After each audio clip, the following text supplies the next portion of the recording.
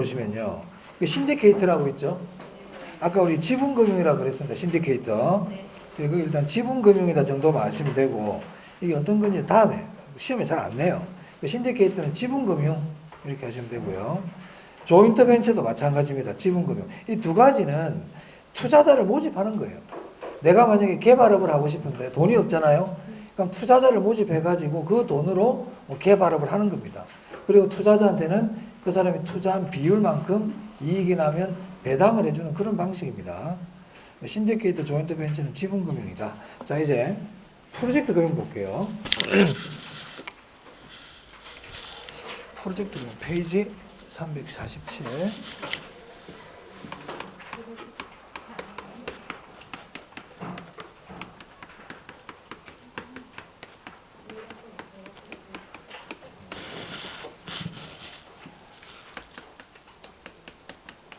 자, 현대차가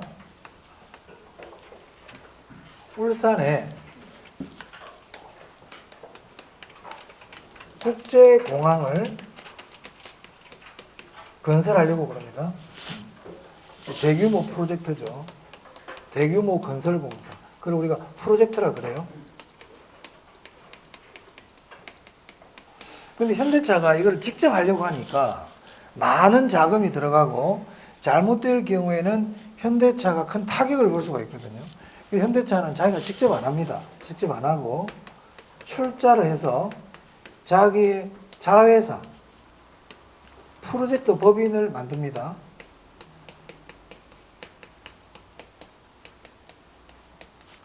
그래서 프로젝트 법인이 프로젝트를 진행합니다.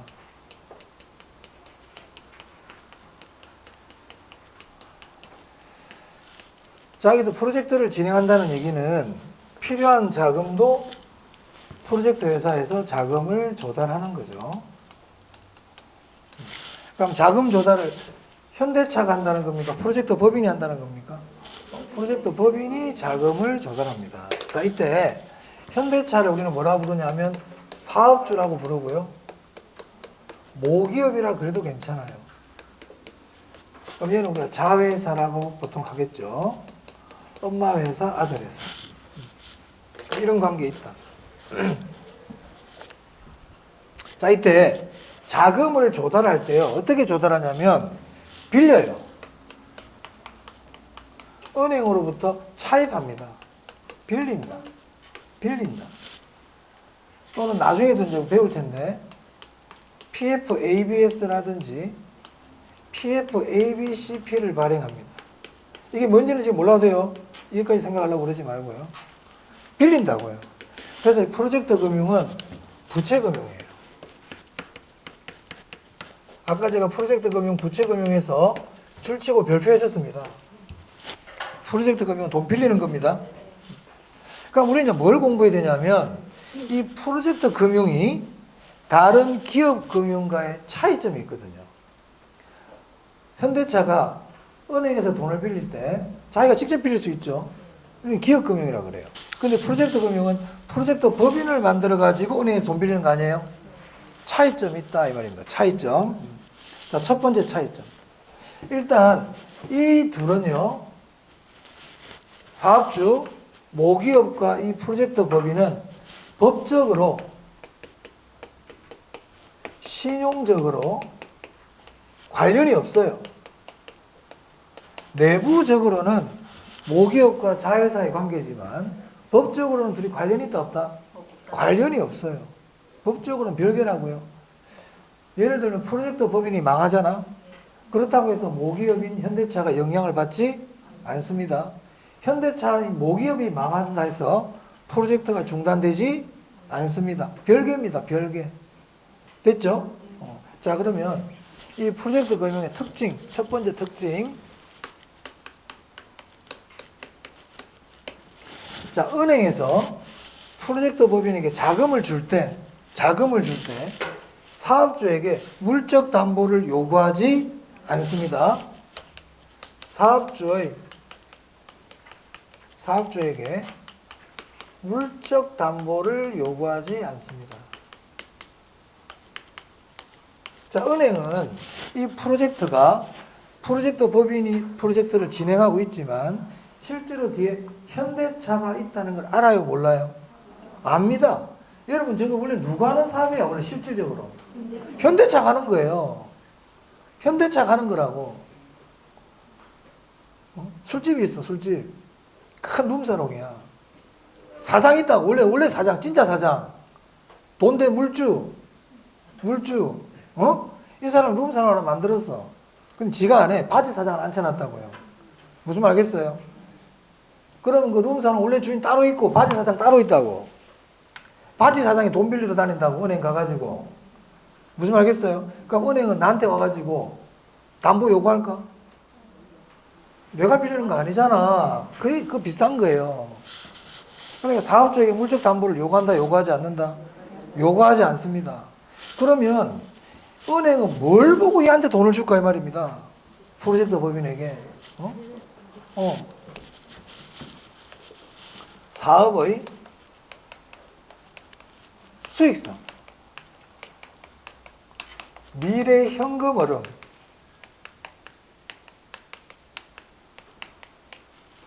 을 담보라는 거예요. 일단 이 첫 번째 기억해야 돼요. 프로젝트 금융은 사업주의 물적 담보를 보고 돈을 주는 게 아니고 저 프로젝트의 수익성, 미래 현금 흐름을 보고 자금을 주는 거예요. 자, 두 번째. 그럼 이 프로젝트가 잘못됐어요. 프로젝트가 잘못되면 은행은 사업주에게 돈 갚아라고 할 수 있을까요? 할 수 없죠. 사업주 이름으로 돈 빌린 게 아니잖아요. 그래서 사업주에게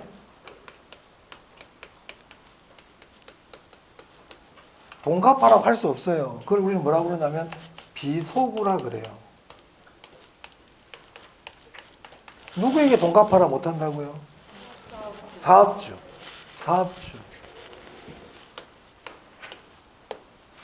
누구에게 물적 담보를 요구할 수 없다고요? 사업주. 자, 세 번째입니다. 현대차의 장부에는 프로젝트 금융이 은행으로부터 돈 빌린 거 있잖아요. 그게 장부에 나올까요, 안 나올까요? 안 나오겠지. 지가 빌린 게 아닌데. 그래서 사업주의 장부에는 대출 부채 내용이 안 나온다. 이걸 우리가 뭐라고 그러냐면 부외금융이라고 그래요. 누구의 장부에 안 나온다고요? 사업주.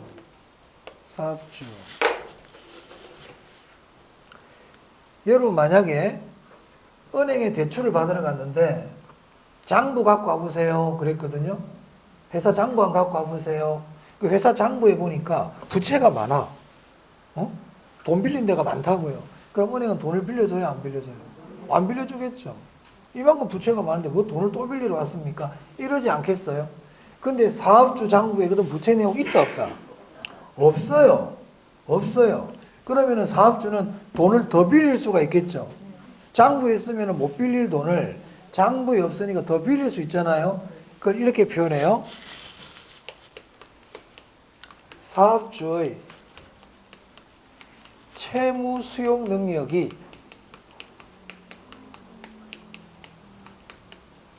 커진다. 이렇게 표현합니다.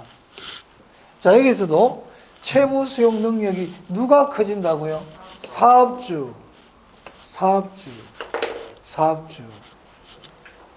이게 사업주의 장점이에요. 자, 이 프로젝트는 실제로 프로젝트가 성공하면 누가 이익을 보죠? 현대차가 실질적인 주인이라 보면 돼. 오케이? 그런데 이 사업을 하는데 나한테 물적 담보를 요구 안 해. 내가 이 사업을 하고 있는데 나한테 돈 갚아라 소리를 안 해. 내가 이 사업을 하는데 내 장부에 아무런 기록을 안 해도 돼. 그래서 내가 은행에서 돈 빌릴 때 영향이 없어. 사업주의 장점이죠. 꼭 기억합니다. 이게 프로젝트 금융에 있어가지고 사업주에게 유리한 점입니다. 은행 이거 다 압니다. 하지만 은행은 왜 돈을 빌려줄까요? 큰 수익을 기대할 수 있거든요. 이자를 많이 받아요. 은행은 위험해, 안 위험해? 위험하지. 은행 위험하지. 아무런 지금 담보도 없고 이 프로젝트 망해버리면 큰일 나, 은행은. 무슨 말 알겠어요? 그러니까 물론 대출해 줄 때 당연히 뭘 보고 뭘 잘 검토할까요? 사업성을 검토를 충분히 하죠. 사업 계획서를 충분히 검토합니다. 하지만 위험은 크단 말이에요. 그러니까 은행에서는 이자를 많이 받을까 적게 받을까? 많이 받죠. 그러면 여기까지는 누구의 입장이에요? 사업주의 입장이죠. 사업주의 입장이에요. 그럼 이제 제가 은행 입장을 한번 볼게요. 은행 입장. 자, 은행 입장은 이자 일단 많이 받아야 돼. 높은 금융비용. 은행 입장이에요. 자, 그 다음. 은행은 이 돈을 만약에 사업주 통장이나 프로젝트 법인 통장으로 바로 넣어주잖아요. 특히 프로젝트 법인 통장으로 돈을 넣어주면 이 사업이 실패했을 때 받을 가능성이 상당히 약합니다. 예를 들어서 또 프로젝트 법인에 돈을 넣어줬을 때 들고 날라버릴 수도 있잖아요. 그러면 저 사업주가 책임집니까? 안 지잖아요. 그러니까 은행은 돈을 줄 때 얘들 계좌로 직접 넣어주지 않습니다. 독립된 계좌를 운영한다고요. 그걸 우리가 뭐라고 그러냐면 에스크로우 계정이라 그래요. 에스크로우 계정. 자금 결제 위탁 계정입니다.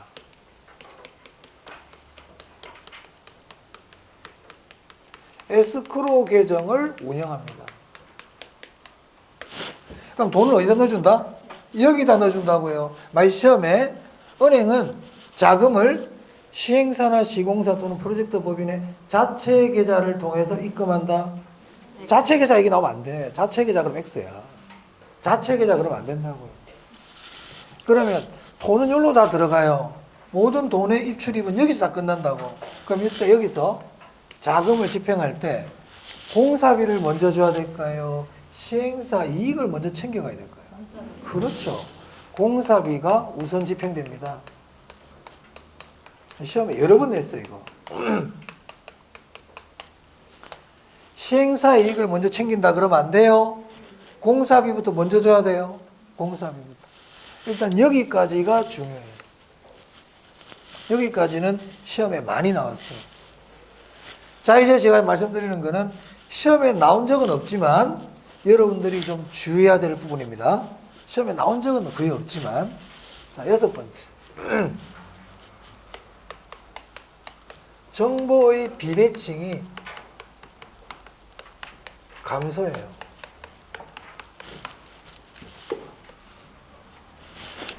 지금까지 시험에 출제된 적 없어. 하지만 봐두세요. 예, 봐두세요. 자, 정보의 비대칭이라는 게 뭐냐면 정보의 비대칭은 비대칭이라는 것은 기울어 있다는 얘기거든요. 비대칭. 이 말은 한쪽은 정보를 많이 알고 있고 한쪽은 정보가 적게 있는 게 비대칭이에요. 그럼 이게 감소한다는 것은 둘 다 정보를 똑같이 알고 있다는 얘기죠. 자, 우리 일반적인 대출 있잖아요. 일반적인 담보대출. 담보대출 같은 경우는 은행 직원들이 대출 받으러 온 사람에 대해서 잘 알아요, 몰라요? 여러분 은행에 창구에 대출 받으러 갔어. 그럼 은행 직원은 나에 대해서 알아, 몰라? 몰라. 정보의 비대칭이야. 그래서 은행들은 나에 대해서 잘 모르기 때문에 나에 대해서 알려고 하죠. 맞아요? 신분증 주세요. 그죠? 그리고 원천징수 한 개 있으면 가져오세요. 각종 기록을 요구해야 안 해요? 요구하죠. 서류를 제출해 달라고 그럽니다. 주민등록등본. 왜냐면 요즘은 개인정보 보호가 잘 철저하기 때문에 은행이 조회할 수 있는 게 한계가 있잖아요. 맞아요? 금융권 관련 조회는 할 수 있겠지만 내 개인적인 조회는 못 하잖아요. 무슨 뭐 가족관계 뭐 주민등록번호를 떼오라든지 뭘 자꾸 떼오라고 그러잖아. 맞아? 왜냐하면 은행하고 나하고는 정보가 비대칭이거든. 그런데 이 프로젝트 금융은 이 사람이 뭐 하는 사람인지 알 필요 있다 없다? 없어요. 없다고요. 신용 볼까? 안 봐요. 뭘 본다고 그랬어요, 갑자기? 수익성. 수익성만 보고 돈 주는 거라고요. 그럼 이 사람이 지금 신용 불량자인지 관계없어요. 그럼 뭐만 볼까요? 사업계획서. 사업계획서만 보는 거예요. 그러면 은행도 사업계획서만 보면 되니까 나에 대해서 알 필요가 없죠. 정보의 비대칭이 어떻게 됩니까? 감소하죠. 무슨 말 이해되세요? 사업계획서만 검토하면 되기 때문에 정부의 비대칭이 줄어든다고요. 그 뜻이에요. 자, 그 다음. 은행은 안전장치가 지금 없죠. 안전장치가 별로 없잖아요. 그래서 은행은요, 이 위험을 배분하려고 노력해요. 위험을 배분시켜놔요.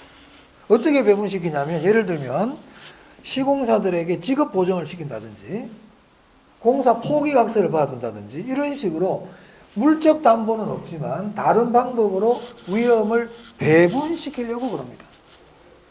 위험이 배분돼요. 그 다음, 이 프로젝트 금융은 이해관계자가 작을까요? 이해관계자가 많을까요? 이해관계자 많아요. 대규모 공사이기 때문에 돈도 한 군데서 다 안 나와. 여러 은행에서 돈을 빌리고요. 시공사들도 많을 수 있거든요. 이해관계자가 많아요. 그리고 사업계획서를 검토하는 과정 자체가 간단할까요? 복잡할까요? 은행은 이거 하나 보고 돈을 주기 때문에 아주 철저하게 검토합니다. 돈이 한두 푼 나가는 게 아니에요. 그렇기 때문에 이 사업계획서 검토라든지 이런 과정 자체가 많단 말이야. 그 말은 사업 속도가 빠르다, 느리다? 느려요.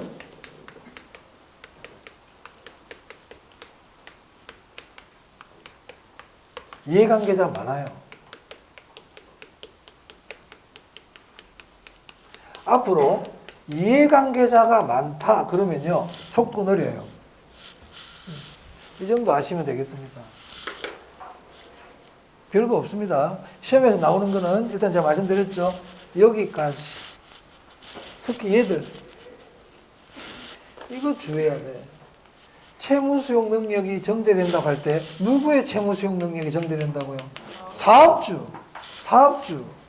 저기다가 뭐 금융기관. 뭐 이상한 말 막 적어야 됩니다. 사업주. 됐나요? 이렇게 해놓으시면 되겠습니다. 자. 그래서 우리 교재를 한번 보시면 347 프로젝트 파이낸싱 의의 한번 보시면요. 프로젝트 파이낸싱이란 개발 사업 시 사업주를 우리 영어로는 스폰서라 그러죠. 사업주의 신용이나 물적 담보로 대출받는 게 아니라고요. 프로젝트 사업의 미래 현금 흐름을 담보로 자금을 조달한다 이 말입니다. 됐나요? 자, 그 다음 특징 보세요. 차입의 주체는, 돈 빌리는 사람은 사업주가 아니에요. 누구라고요, 그러면? 프로젝트 회사죠. 프로젝트 회사. 넘깁니다. 그 다음에 자금은 건설회사 또는 시공회사와는 별도의 독립된 계좌, 에스크로우 계정을 통해 관리된다 이렇게 돼 있죠. 오케이. 자, 그 다음 여기 한번 보세요. 여러분 이 프로젝트 법인 있죠. 프로젝트 법인. 형식적으로는 프로젝트 법인이 한다고 돼 있지만 실질적인 저희는 누가 하겠어요? 현대차가 다 합니다. 아까 제가 룸사롱 바지 사장 앉혀놨지만 실질적인 사장이 돈 관리 다 하겠지. 안 그래요? 그러니까 저것도 마찬가지로 누가 원래 실질적으로 한다? 내부적으로 현대차가 다 하는 거예요. 형식적으로 밖으로 드러난 것만 프로젝트 법인이 하는 걸로 돼 있단 말이에요. 무슨 말인지 알겠습니까? 그러면 좀 명목상 프로젝트 법인을 대규모 회사로 직원들 100명씩 쓰고 큰 사무실로 그렇게 할 필요 있겠어요? 없어요. 직원도 필요 없는 경우가 많아요. 그래서 그런 경우에 이 프로젝트 법인은 이름뿐인 회사인 경우가 많단 말이야. 그걸 우리는 명목상 회사라 그래. 프로젝트 법인은요, 명목상 회사인 경우가 많아요. 페이퍼 컴퍼니. 서류상으로만 존재한다고요. 자, 앞으로 명목상 회사 나오죠? 명목상 회사 나오면 이건 기억한다. 법인세 감면. 법인세 감면 혜택이 있어요. 명목상 회사들은. 아니, 이름뿐인 회사에다 법인세를 정상적으로 부과하면 안 되잖아요. 불법 아닙니다, 저거. 불법적인 거 아니에요. 그래서 거기 보면 프로젝트 회사는 법인세 감면을 받을 수 있다고 보이세요? 줄치세요. 법인세 감면. 자, 동그라미 2번입니다. 비소구 금융 밑줄. 사업주에게 돈 갚아라 못한다 그랬죠. 자, 그러다 보니까 이 프로젝트 금융이 사고가 많이 터져요.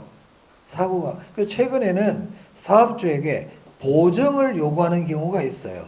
그래서 제한소구금융 그래도 괜찮아요. 하지만 소구금융 그러면 안 돼요. 소구금융 그러면 안 돼요. 사업주에게 소구할 수 없어요. 3번 부해금융. 부해금융. 자, 그 사업주 동그라미.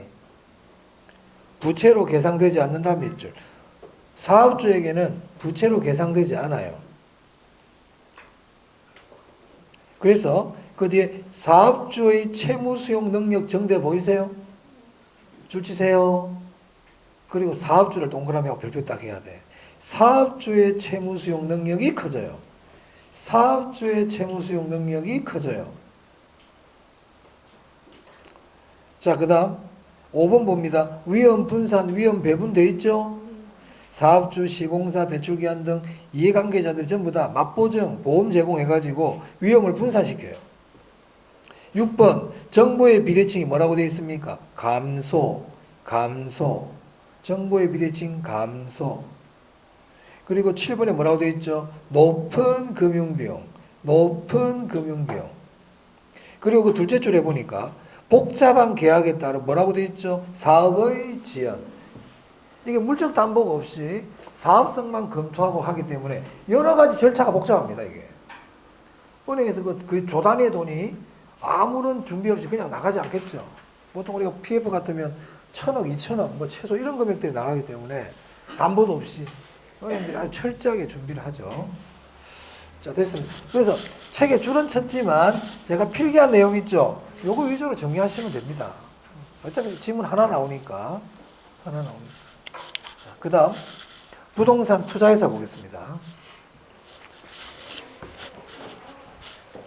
지우지 말까요? 여기 놔둬요.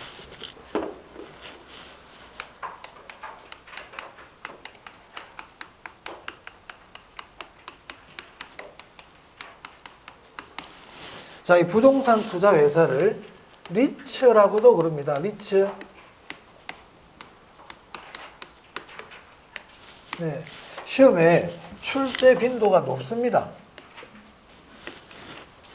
제가 금융로 4문제, 6문제 나온다고 그랬죠.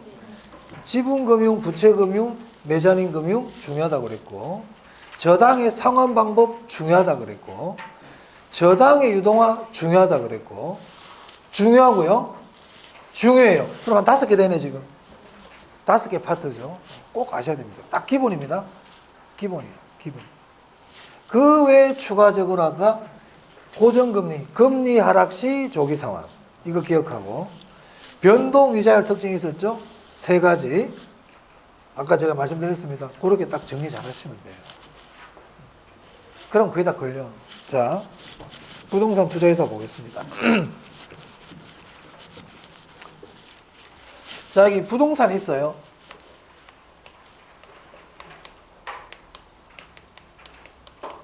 자, 갑이라는 사람이 이 부동산이 100억 합니다. 100억짜리 부동산 샀어요. 투자했다고. 그리고 여기서 수익이 나요. 이런 방식을 직접 투자라 그래요. 직접 투자예요. 중간에 누가 끼는 사람이 아무도 없어. 자, 그런데 을이라는 사람이 있는데요. 이 을은요, 돈이 없어요. 이 사람 갑은 지 돈 100억 다 투자해가지고 지 돈으로 은행 대출 좀 받고 자기 돈 한 40억, 은행 돈 60억 해가지고 이거 직접 투자했다고요. 근데 을은 5천만 원 밖에 없어. 5천만 원 가지고 이 건물 못 사죠.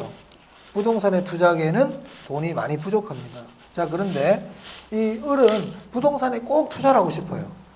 근데 여기 보니까 부동산 투자 회사가 있어.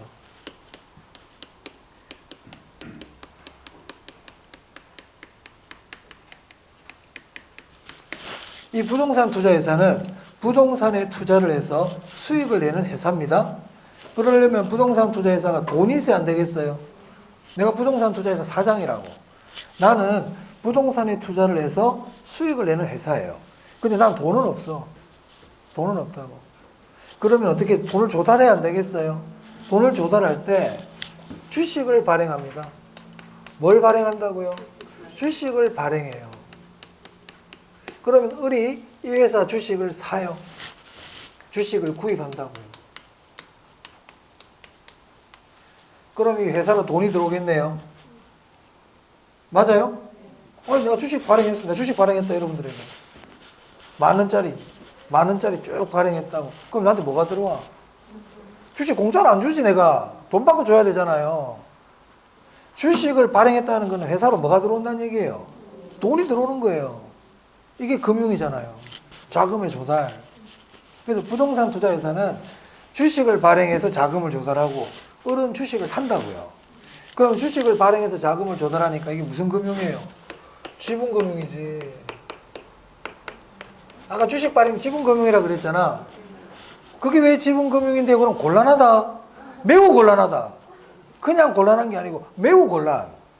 주식 발행 지분금융 이걸 모르면 안 되지. 이거는 대화 진행이 안 돼. 그럼 을은 뭐라 부르냐? 을이 지분 투자자예요. 이 사람 뭐가 된다고요? 지분 투자자. 자, 그러면 을뿐만 아니라 다른 많은 사람들이 이 회사 주식을 산단 말입니다. 그러면 부동산 투자회사는 돈이 이제 모이겠죠? 이게 펀딩이야. 돈을 모았단 말이야, 이렇게. 그러면 이제 그 돈을 가지고 어떻게 할까요? 부동산에 투자를 하겠지. 부동산에 투자를 해요. 그럼 수익이 나겠네. 수익이 나겠죠. 그럼 이 수익을 어떻게 한다, 이제? 얘한테 배당을 해주는 거예요, 배당. 지분금융, 지분투자자, 배당. 이렇게 되는 겁니다, 그래서. 오케이?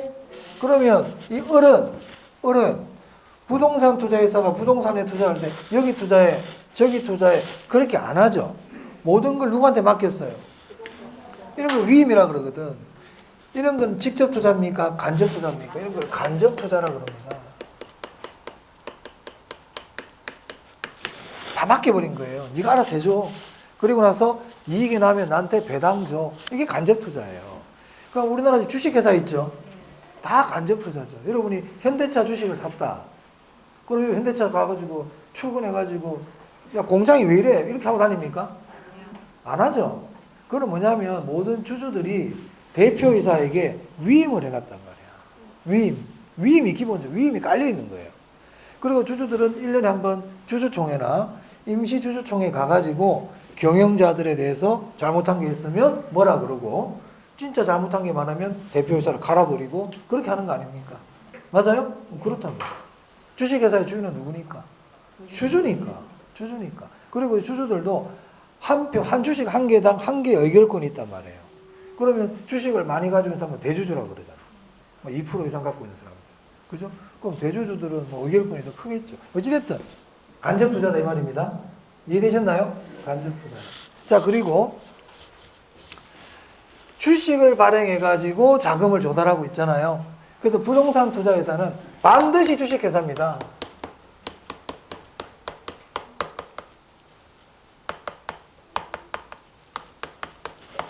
주식회사가 아니고서는 주식을 발행할 수 없어요. 그래서 부동산 투자회사는 반드시 주식회사여야 돼요. 주식회사. 우리가 회사는 한명 합자 유한회사가 있는데 주식회사도 있고 부동산 투자회사는 반드시 무슨 회사다? 여러분 상법이라고 들어보셨어요? 상법이 뭐냐면요. 상법은 상인들에게 적용되는 법이에요. 상인. 참고로 말씀드리면 둘 다 상인일 필요는 없어요. 내가 물건 사러 갔잖아, 가게. 그럼 이 가게 주인은 상인이지. 나는 상인 아니야. 상법에 적용받습니다. 지금 민법도 있잖아요. 민법보다 상인들 간에 상인이 있을 때는 상법이 우선적으로 적용받아요. 민법보다. 상법은 특별법이야. 자, 그러면 회사 있죠? 회사는 상인일까요? 회사 상인이야. 큰 상인이지. 회사 상인이라고요. 그러면 부동산 투자회사는 상법에 적용받을까요? 받죠. 상인은 다 적용받아요. 그래서 부동산 투자회사는 상법에 적용받습니다.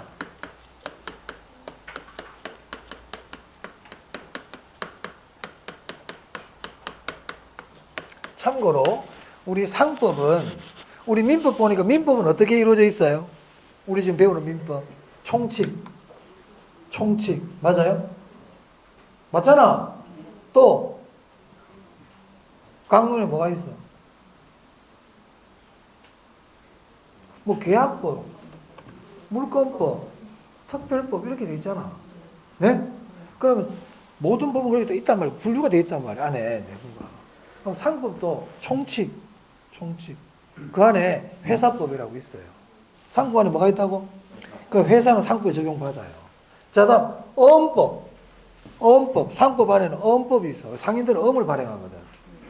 수표법도 그 안에 들어있다고. 제가 얘기를 왜 알려드리냐면 나중에 어음 얘기가 나오잖아요.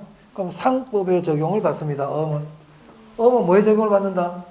그건 알아두면 좋아. 제가 그래서 미리 말씀드리는 거야. 어음 얘기 나오면 상법에 적용받습니다. 어음은 여기 PF, ABCP라고 있지. 여기 CP가 음이거든.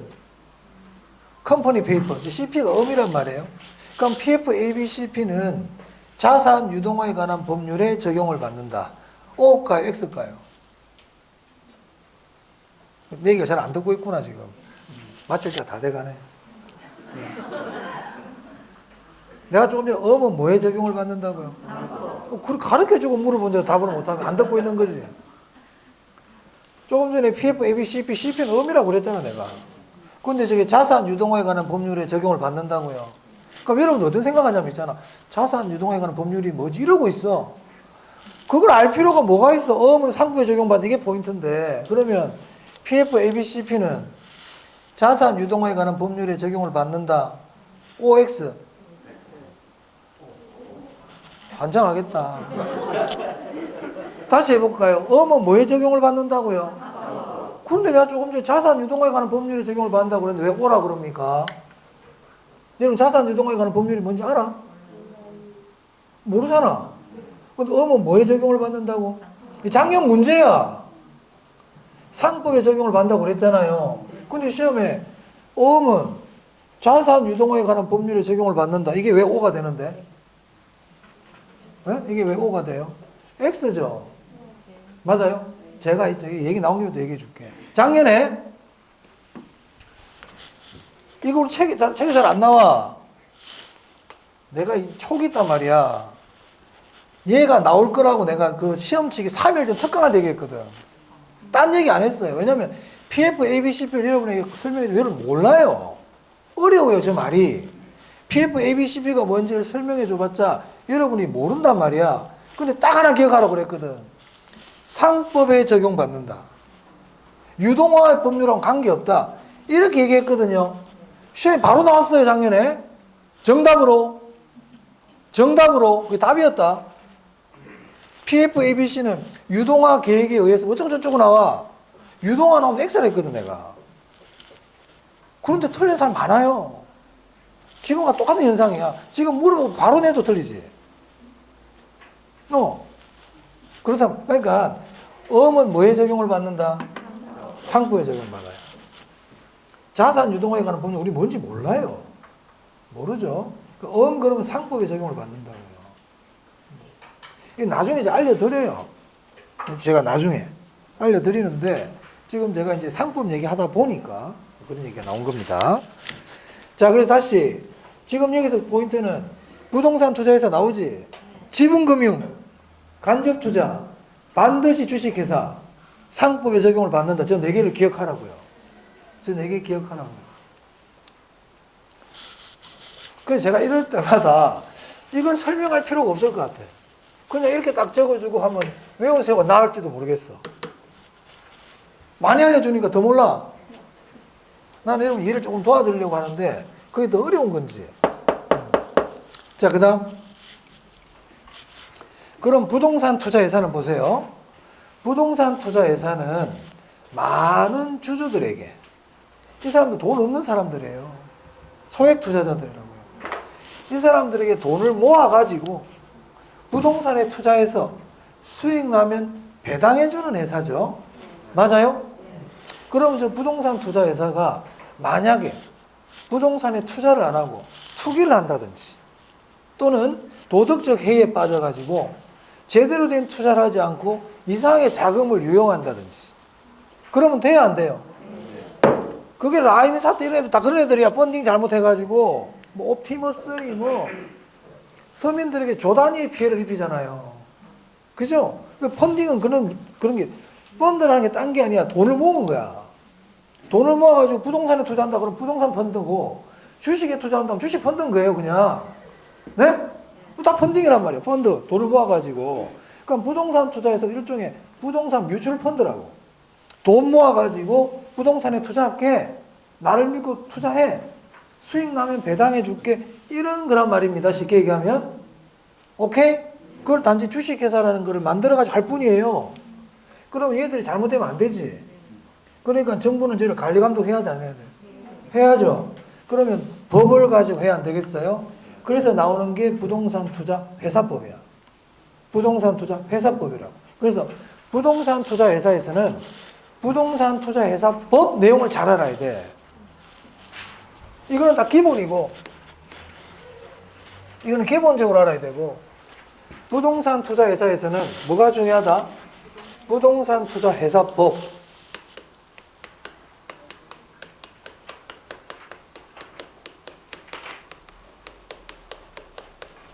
이게 중요하다고요. 그래서 이번 토요일 날 우리 보강하죠? 그때 저거 제가 하고요. 저거 하고, 자, 저거 하고 나면 이제 금융론 끝이 나거든요. 그리고 나서 제가 뭐 할 거냐면 토요일 날 미리 말씀드릴게요. 토요일 날 개발. 우리 368페이지 보시면 이용 및 개발론 나오잖아요. 이용은 별로 안 중요하니까. 개발. 376페이지 개발. 거기 제가 토요일 날 할 거예요. 미리 알려드려요. 그리고 감정평가제 남거든요. 관리 마케팅은 지금 안 해. 관리 마케팅은 한 문제밖에 안 나오기 때문에 나중에 해도 돼요. 그리고 제가 시간 봐서 감정평가. 감정평가는 기초 부분과 3방식으로 나누거든요. 다는 못하고요. 가능하면 기초 부분만이라도 토요일 날 이렇게 마칠 수 있도록 하겠습니다. 그리고 3월 중에 이제 감정평가 3방식 이렇게 하면 됩니다. 아시겠죠? 그래서 토요일 날 제가 2시는 안 넘길 테니까 최대한 2시 넘어서 안 할 테니까요. 1시에서 2시 사이 안에 마칠 겁니다. 그래서 토요일 날 좀 주말이지만 빠지지 마시고 나오세요. 네. 다음 시간에 이제 부동산 투자에서 법부터 하도록 하겠습니다. 고생하셨습니다. 고생하셨습니다. 네.